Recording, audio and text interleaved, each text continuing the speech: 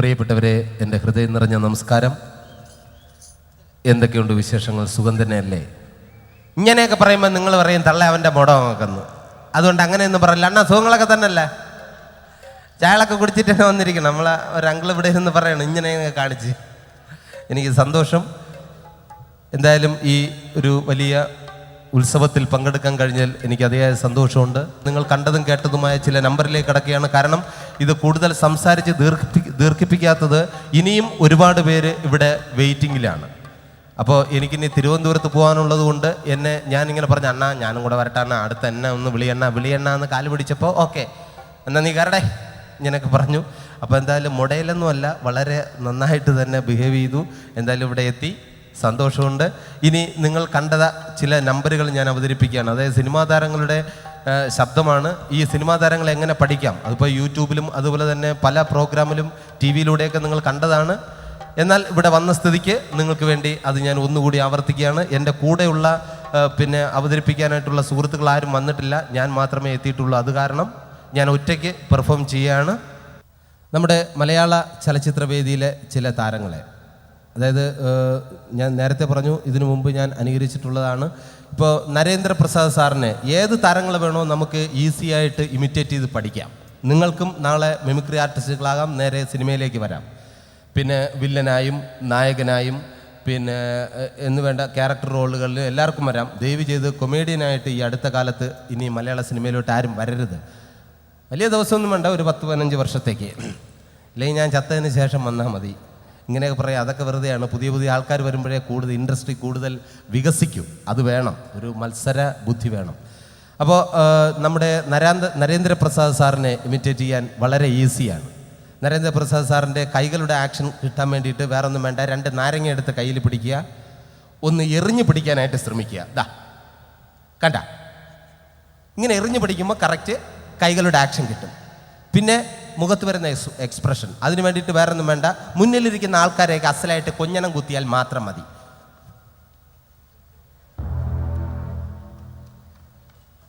എന്നിട്ട് ഈ ജന്നിയുടെ തുടക്കം വെട്ടുവലി അതും കൂടെ ഉണ്ടെങ്കിൽ ഓക്കെ ആയി, നരേന്ദ്രപ്രസാദായി മാറും. ദാ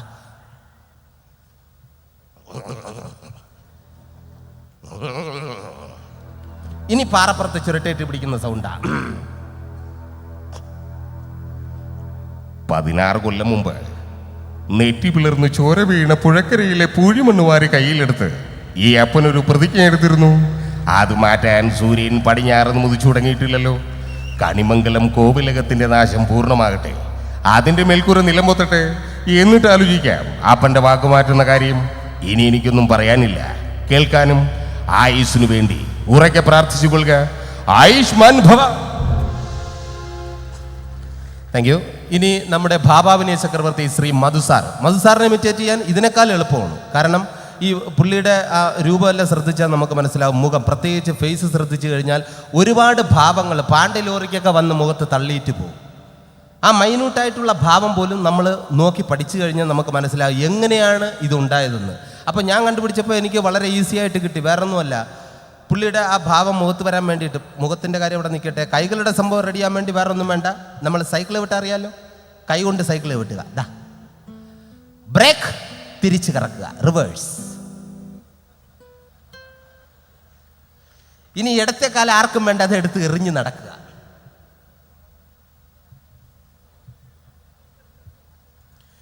ഇങ്ങനെ വന്നിട്ട് മുഖത്ത് ഭാവാഭിനയം പൊട്ടി വിരിയാൻ വേറെ ഒന്നും വേണ്ട, കോഴിത്തുവലോ കാക്കത്തുവലോ ഇല്ലെങ്കിൽ വല്ല ഇറുക്കിലോ എടുത്ത് മൂക്കിലേക്ക് ഇടുക. അപ്പം തുമ്മാനുള്ള ടെൻഡൻസി വരും. തുമ്മരുത്, തുമ്മിയാൽ വേറെ താരമാവും. തുമ്മാതെ ആ തുമ്മൽ പിടിച്ചു വയ്ക്കുമ്പോൾ മധുസാറിൻ്റെ ഭാവാഭിനയം കറക്റ്റ് മുഖത്ത് വരും. ഇതാ നോക്കിയോ,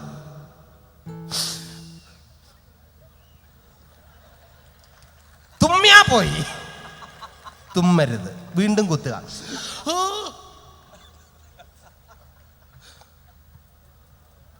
രാഘവ, എനിക്ക് നിന്നോട് ചില കാര്യങ്ങൾ ചോദിക്കാനുണ്ട്. ആ കല്യാണിയമ്മയുടെ മകൾ രാജലക്ഷ്മിയുമായി നിനക്കെന്താടാ ബന്ധം? ഇടയ്ക്കിടയ്ക്ക് കുത്തണം. നിനക്കെന്താടാ ബന്ധം? ചോദിച്ചത് കേട്ടില്ലേ? പ്രേമമൊന്നും മണ്ണാങ്കട്ടെന്നും പറഞ്ഞ് അവളുടെ പുറകെ നടന്നിട്ട് ഒടുവിലെല്ലാം കഴിഞ്ഞപ്പോൾ നിനക്കവളെ വേണ്ടാതായി. ഇല്ലടാ പട്ടി, പൊക്കോന്റെ മുമ്പിൽ നിന്ന് പോകാൻ. പോകാൻ എന്ന് പറഞ്ഞതിന് ശേഷം കുറച്ച് ഭാഭാവനെയും ഭാര്യ ബദറും. അത് നമുക്കുള്ളതല്ല, നാട്ടുകാർക്കുള്ളതാണ്. അത് ഞാൻ മോഹൻ സാറിനോട് ചോദിച്ചു, സാർ എന്തെങ്കിലും ഡയലോഗ് പറഞ്ഞതിന് ശേഷം പിന്നെ എന്താണ് സാർ കുറച്ചും കൂടെ ഇട്ടിട്ട് പോകുന്നത്? അതിടാൻ വേണ്ടി വേറൊന്നുമില്ല, നീ എന്നെ കളിയാക്കുന്ന മാതിരി എന്നെ ചെയ്താൽ മതി. അതെ, പോകാൻ എന്ന് പറഞ്ഞതിന് ശേഷം കുറച്ച് മൂക്കിലേക്ക് ഇടുക. പോകാൻ. തുമ്മിയാ പോയി, തുമ്മരുത്. ഇനി ഇതുപോലെ തന്നെ വേറെ നമ്മുടെ ആരാധ്യനായ മുഖ്യമന്ത്രി പട്ടച്ചാര എടുക്കുക, അല്പം സ്മെല്ല് ചെയ്യുക, അപ്പോൾ പുള്ളിയുടെ ഫിഗർ ഏകദേശം റെഡിയാവും.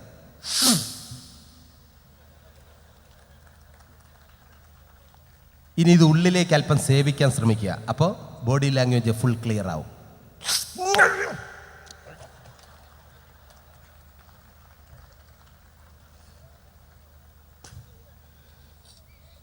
കേരളത്തിൻ്റെ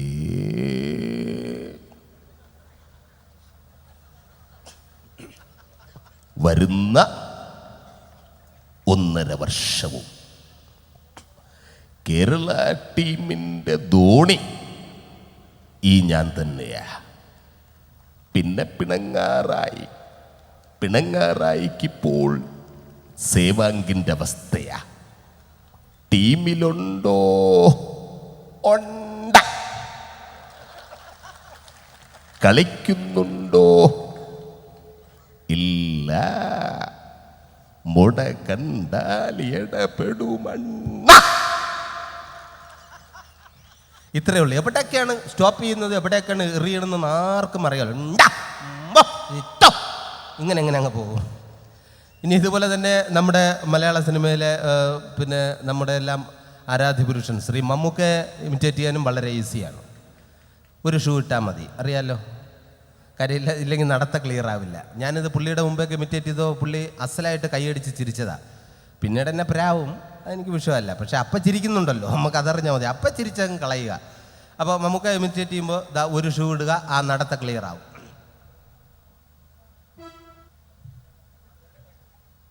ഫസ്റ്റ് ഡയലോഗിന് ഇടത്തെ കുത്ത്, അതായത് ഇവിടെ 2 ഇഷ്ടിക വച്ചേക്കും, നടുക്ക് ചാന്ത് വിട്ടേക്കും. കറണ്ട് കാണൂല, കൈ കൊണ്ട് കുത്തി നിറയ്ക്കണം. രണ്ടാമത്തെ ഡയലോഗിന് വലത്തെ സൈഡിൽ ചാന്ത് നിറയ്ക്കണം.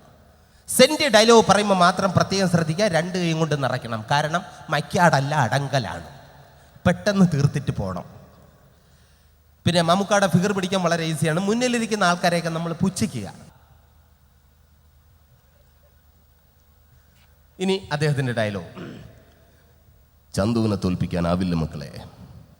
ഇരുമ്പാണ് തട്ടി മുളയാണി വെച്ച് പൊൻകാരം കൊണ്ട് ചുരുക വിളക്കാൻ കൊല്ലന് 16 പെൺമൺ കൊടുത്തവൻ ചന്തു.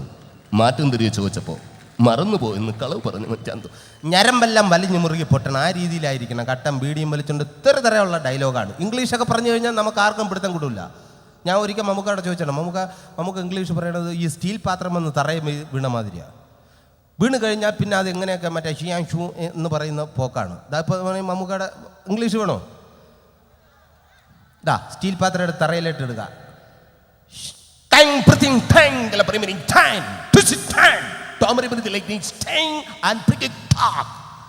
ആർക്കും പിടികിട്ടിയില്ല.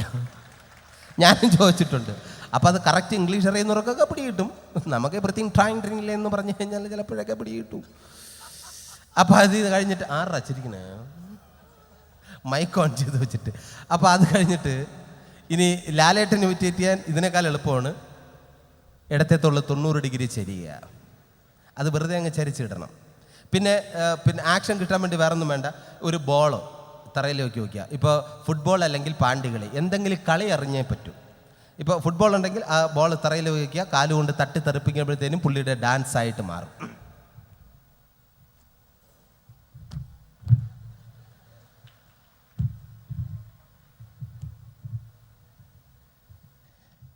എടോ വീരപ്പനെന്ന് പേരുള്ള തേടേരിച്ചട്ടെ, താൻ ആരാടോ നാട്ടുരാജാവ്?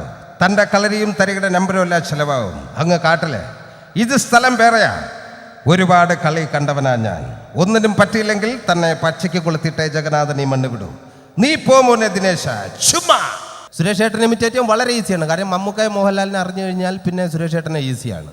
ഇപ്പം ഞാൻ കാണിച്ചു തരാം. മമ്മൂട്ടി 25 കിലോ ചാണകം കൊണ്ട് തറയിടുക, ടൈമിംഗ് അനുസരിച്ച് ചവിട്ടുക. മമ്മൂട്ടി ചാണകം ചവിട്ട് മോഹൻലാൽ. വീണ്ടും മമ്മൂട്ടി മോഹൻലാൽ. സ്പീഡാക്കിയാൽ മാത്രം മതി. മമ്മൂട്ടി മോഹൻലാൽ. മമ്മൂട്ടി കണ്ട. ഇനി എന്ത് ചോദിച്ചാലും വേണ്ട എന്നും കൂടെ പറഞ്ഞേക്കണം.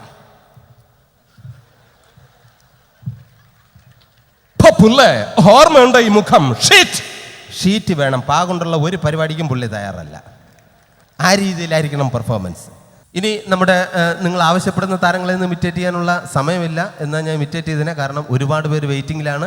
ഇനി നമ്മുടെ മലയാള സിനിമയിൽ ലാലേട്ടനും നമ്മുടെ പ്രിയപ്പെട്ട ഒരു ചിത്രമുണ്ടായിരുന്നു, ദേവാസുരം. ദേവാസുരം എന്ന ചിത്രത്തിൽ നെപ്പോളിയൻ, ചിത്ര, മോഹൻലാൽ ഇവർ 3 പേരുമായിട്ടുള്ള ഒരു ചെറിയ സീൻ ഞാനിവിടെ അവതരിപ്പിക്കുകയാണ്. നെപ്പോളിയൻ, ചിത്ര, മോഹൻലാൽ. ഒരുപാട് കാലമായടി നീ ഒരു മോഹമായിട്ട് എൻ്റെ മനസ്സിൽ കയറിയിട്ട്. ആദ്യം നീലകണ്ഠൻ, പിന്നെ എൻ്റെ അമ്മാവൻ. ഇനി 7 ആർക്കെങ്കിലും നീ പാവിരിക്കുന്നെങ്കിൽ അതെനിക്ക് തന്നെ ആയിരിക്കണം. അതിനുള്ള യോഗ്യന് ഞാൻ തന്നെ അടി. യോഗ്യത 10 ആളിന്റെ ബലവും ഇരുട്ടിന്റെ മറകും ഇല്ലാതെ നീലകണ്ഠൻ ഒരു ചുക്കും ചെയ്യാൻ തനിക്കാവില്ല. നിർത്തടി. ചത്താലും തീരില്ല അവന്റെ മഹത്വം, അവന്റെ മരണം. എനിക്ക് വ്രതമാടി, വ്രതം. നേരെ പോവുകയാണ് മംഗലശ്ശേരിയിലേക്ക്. അവിടെ ചെന്നപ്പോൾ ലാലേട്ടൻ്റെ കൈയൊക്കെ അടിച്ചോടിച്ചിട്ടേക്കുകയാണ്. അവിടെയും പുള്ളിയുടെ പെർഫോമൻസ് ആണ്. ആരുടെ? വില്ലൻ്റെ. നീലകണ്ഠ, നീ ചത്തിട്ടില്ല എന്നറിഞ്ഞപ്പോഴാ എനിക്ക് കൂടുതൽ സന്തോഷം. ശേഖര, ഞാനെല്ലാം മറക്കാൻ ശ്രമിക്കുകയാണ്. ഇല്ലടാ, നീ അലങ്കോലമാക്കിയ അതേ ഉത്സവം ഇത്രയും പുരുഷാരവ നോക്കി നിൽക്കേ ഞാൻ നിന്നെ തല്ലാൻ പോവാ. പട്ടിയെ തല്ലുന്ന മാതിരി തിരിച്ച് കയ്യങ്ങാൻ ഓർത്തിയാൽ പടക്കം കത്തുന്ന മാതിരി കത്തും. അത് കഴിക്കും. ഇനി നമ്മുടെ കൊച്ചു പ്രേമേട്ടൻ, ട്രിവാൻഡ്രത്തിൻ്റെ മറ്റൊരു അഭിമാനമാണ് കൊച്ചു പ്രേമൻ. കൊച്ചു പ്രേമേട്ടനെ ഇമിറ്റേറ്റ് ചെയ്യാൻ വളരെ ഈസിയാണ്. നമ്മൾ താല്പര്യമില്ലാത്ത രീതിയിൽ ഇപ്പോൾ ലൊക്കേഷനിലൊക്കെ ചെയ്യുമ്പോൾ ഞാൻ ചോദിക്കും, ചേട്ടാ നമുക്ക് ഇന്ന് ബിരിയാണി ഉണ്ട്, പോയി കഴിക്കാം.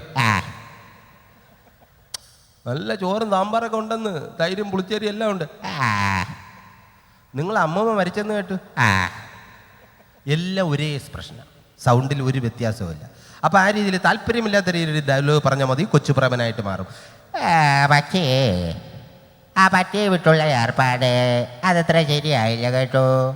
പട്ടിയുണ്ട് സൂക്ഷിക്കുക എന്ന ബോർഡ് വയ്ക്കുന്ന പോലെ ഇവിടെ മുണ്ട് പറിക്കുന്ന കുട്ടികളുണ്ട് എന്നുകൂടി എഴുതി വയ്ക്കുന്നത് വളരെ നന്നായിരിക്കും. എന്നാൽ പിന്നെ ഞാനങ്ങോട്ട്. Thank you. ഇനി നമ്മുടെ പ്രിയങ്കരിയായ ബിന്ദു പണിക്കർ. എടാ അശോക, എനിക്ക് നിന്നോട് ഒരുപാട് കാര്യങ്ങൾ പറയാനുണ്ട്. പണ്ട് ഞാൻ കോളേജിൽ പഠിക്കുമ്പോൾ എനിക്കായിരുന്നു ക്ലാസ്സിൽ ഫസ്റ്റ്. പക്ഷെ റിസൾട്ട് വന്നപ്പോൾ ഞാൻ തോറ്റു. അതെങ്ങനെയാ? അവറ്റകൾക്ക് എന്നോട് സ്നേഹമില്ലല്ലോ. Thank you. ഇനി ഒരൊറ്റ ചെറിയൊരു നമ്പറോട് കൂടി എൻ്റെ ഈ കലാവിരുന്ന് ഇവിടെ അവസാനിക്കുകയാണ്. നമ്മുടെ മലയാള സിനിമയിൽ പഴയകാല ആക്ഷൻ സൂപ്പർ സ്റ്റാർ ശ്രീ ജയനെ ഇമിറ്റേറ്റ് ചെയ്തുകൊണ്ട് മലയാളത്തിൽ മറ്റ് 2 താരങ്ങളും കൂടെ ഉദയം ചെയ്തു. ഒന്ന് ഭീമൻ രഘു, പിന്നെ ജഗദീഷ്. ഇത് ഞാൻ ജഗദീഷ് ചേട്ടനോട് പറഞ്ഞപ്പോഴും ഭീമൻ രഘു ചേട്ടനോട് പറഞ്ഞപ്പോഴും അവരാരും നമ്മളങ്ങനെ ഇമിറ്റേറ്റ് ചെയ്തിട്ടൊന്നുമില്ല എന്ന് പറഞ്ഞു. ഇനി നിങ്ങൾ തീരുമാനിക്കുക, ഈ ജയൻ എന്ന വ്യക്തിയെ പുള്ളി ഇമിറ്റേറ്റ് ചെയ്തിട്ടുണ്ടോ ഇല്ലയെന്ന്. ആദ്യം അവരുടെ ശബ്ദം. അവിടെ നിൽക്കാൻ നീ എന്നോട് പെമ്പിള്ളേരെ ശല്യം ചെയ്യുന്ന അലബലാതി ഷാജി. ഇനി ഭീമൻ രഘു. ഭരണം മിസ്റ്റർ ഇന്ത്യയുടൻ ഈ പരപ്പൂമോനെ പണ്ട് പാലക്കാട് വിക്ടോറിയ കോളേജ് മുതൽ അങ്ങ് കണ്ണൂർ കോട്ട മൈതാനം വരെ പട്ടിയെ തല്ലുന്നമാര് തല്ലിയതാ. കുറേ കാലമേടാ കയ്യും കാലൊക്കെ ഒന്ന് അനക്കിയിട്ട്. ഇത്ര പറയും. പിന്നെ ലാലേട്ടൻ്റെ ഇന്ന് വേഷാടിയും വാങ്ങിച്ചുകൊണ്ട് പോകും. അത് വേറൊരു കഥ. പിന്നെ വരുന്നത് ജഗദീഷ് ചേട്ടൻ. എക്സ്ക്യൂസ് മീ, ചേട്ടൻ കാര്യമായിട്ട് പറഞ്ഞതാണോ എനിക്കിട്ടൊന്ന് താങ്ങിയതാണോ? വരട്ടെ. ഇനി ഇവരുടെ ആക്ഷനാണ് ഞാൻ നിങ്ങളുടെ മുമ്പിൽ പ്രദർശിപ്പിക്കുന്നത്. ആദ്യം ജയനെ ഇമിറ്റേറ്റ് ചെയ്തുകൊണ്ടാണ് ഇവർ മറ്റ് 2 പേരും സിനിമയിലേക്ക് എത്തിയത്. ഈ നടത്തയെല്ലാം ആക്ഷൻസ് എല്ലാം കറക്റ്റ് ആയിരിക്കും. അത് ക്ലിയർ ആണെങ്കിൽ മാത്രം കൈയടിച്ചാൽ മതി. ആദ്യം ജയൻ. ഞാൻ പറയുകയാണ്, ആദ്യം ജയൻ. അല്പക്കൂടെ സ്പീഡ് ഭീമൻ രഘു, അല്പക്കൂടെ സ്പീഡ് ജഗദീഷ്. ക്ലിയർ ആണോ നോക്കൂ. ആദ്യം ജയൻ.